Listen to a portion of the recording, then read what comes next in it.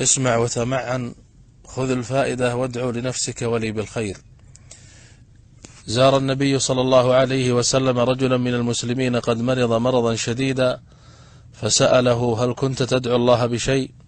فقال: كنت أقول: اللهم ما كنت معاقبي به في الآخرة فعجله لي في الدنيا. قال: سبحان الله، لا تطيقه. هلا قلت: اللهم آتنا في الدنيا حسنة وفي الآخرة حسنة وقنا عذاب النار. وقيل أن يوسف عليه السلام لما طال عليه الوقت في السجن قال: رب جعلتني في السجن طويلا، فقال الله: أنت سألت السجن فأعطيناك، ولو سألت العافية لعافيناك. وقد ورد في القرآن على لسان يوسف عليه السلام قال: رب السجن أحب إلي مما يدعونني إليه. تذكر كم مرة قلت جملة مشابهة.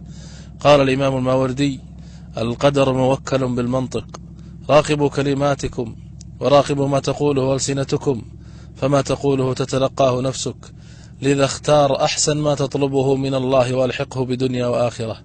في حكاية يرويها الشيخ علي الطنطاوي يقول الشيخ: كنت قاضيا في الشام، وحدث أن كنا مجموعة نمضي المساء عند أحد الأصدقاء، فشعرت بضيق نفس واختناق شديد، فاستأذنت أصدقائي للرحيل، فأصروا أن أتم السهرة معهم، ولكنني لم أستطع، وقلت لهم: أريد أن أتمشى لأستنشق هواء نقيا. خرجت منهم مشيا وحدي في الظلام، وبينما أنا كذلك إذ سمعت نحيبا وابتهالا آت من خلف تلة. نظرت فوجدت امرأة يبدو عليها مظهر البؤس، كانت تبكي بحرقة وتدعو الله. اقتربت منها وقلت لها: ما الذي يبكيك يا أختي؟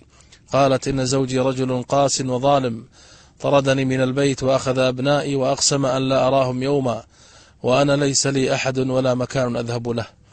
فقلت لها: ولماذا لا ترفعين أمرك للقاضي؟ بكت كثيرا وقالت: كيف لامرأة مثلي أن تصل للقاضي؟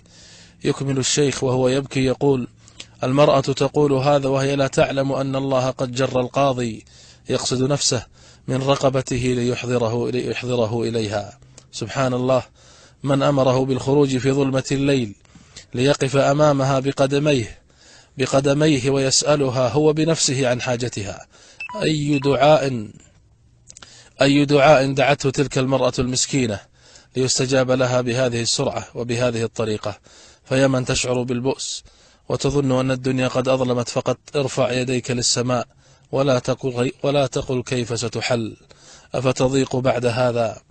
بل تضرع لمن يسمع دبيب النملة. كونوا على يقين أن هناك شيئا ينتظركم بعد الصبر. إن الله لا يبتليك بشيء إلا وبه خير لك، حتى وإن ظننت العكس، فارح قلبك. لولا البلاء لكان يوسف مدللا في حضن أبيه، ولكنه مع البلاء صار عزيز مصر. أفيضيق صدرك بعد هذا؟ كونوا على يقين أن هناك شيئا ينتظركم بعد الصبر ليبهركم فينسيكم مرارة الألم. يا رب، من فتح رسالتي هذه وسمعها افتح عليه بركات رزق السماء، رزقا من السماء والأرض، ومن نشرها بين العباد فأدخله جنتك بغير حساب ولا سابقة ولا عذاب، وفرج يا رب همومه.